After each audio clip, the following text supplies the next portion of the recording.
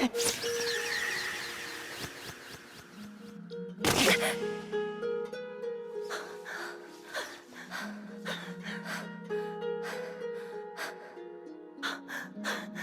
they gonna fuck? Hello and welcome to Jumping to Conclusions, the show where I review a show based entirely on the first episode because I'm lazy. Tower of God is not only a great opportunity for a very nasty sex joke, but is also an anime that was released as a Crunchyroll exclusive. Now, this anime has one of the weirdest birth cycles of any anime I've literally ever seen, but I was kind of originally hyped about it for that purpose. I mean, it's good to see something new, right? For one thing, it's based off a webtoon by the author SIU, and it was made by the same studio who did Orange. SIU. I wonder what that stands for. That's pretty cool.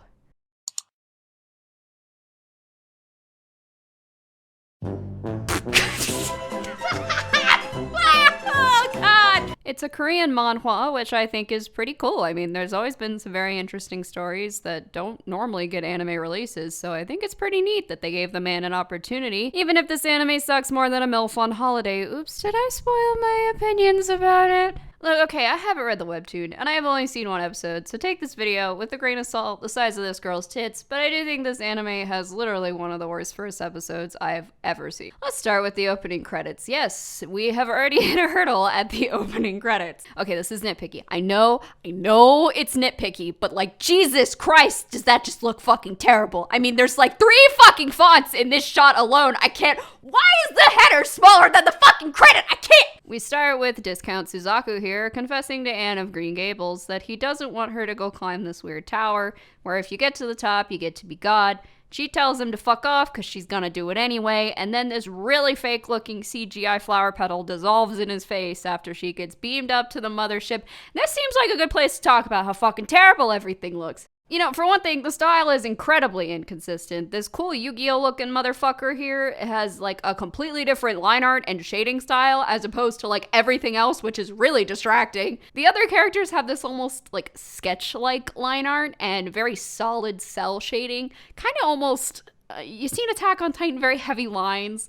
And this means that there's literally no shadows on them at all, which is very distracting and looks terrible. But for some fucking reason, there's just this line underneath the top of their eyes in every shot for the only shading on their entire body. Like, why did you do this? It looks so bad. Where is the light source? And like, sometimes the line art just switches back to solid lighting for random shots and it just looks really fucking bad. Like, okay, the monster is animated really well, but that just kind of distracts from the fact that everything else looks like garbage.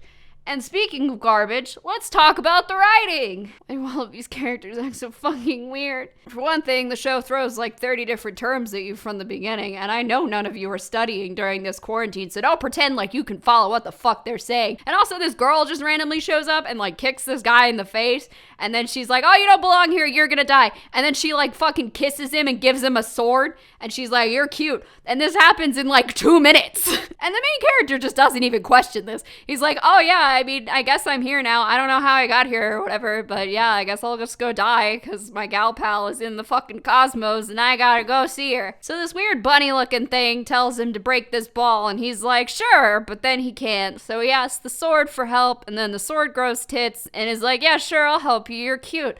Which is like 2 women who have called him cute. And my self-insert alarm is going off really bad because this guy just looks like a solid nothing. So he goes up to the next level of the tower after busting this ball, which I feel like represents my balls. And then he gets up to this like battle royale shit where everyone's trying to kill each other. And this kid, despite being like 13, has apparently never played Fortnite and doesn't realize that the strat is just to sit in a fucking bush. And then some twink shows up and tells him to fight an orc. And then the episode ends. Hooray! It's over. Now, not only did this show manage to fucking blue screen my PlayStation while I was watching it on Crunchyroll, but it also managed to give me a goddamn aneurysm. I don't know why anyone is doing anything in this show, but I am mad about it. So anyways, you can probably skip this one.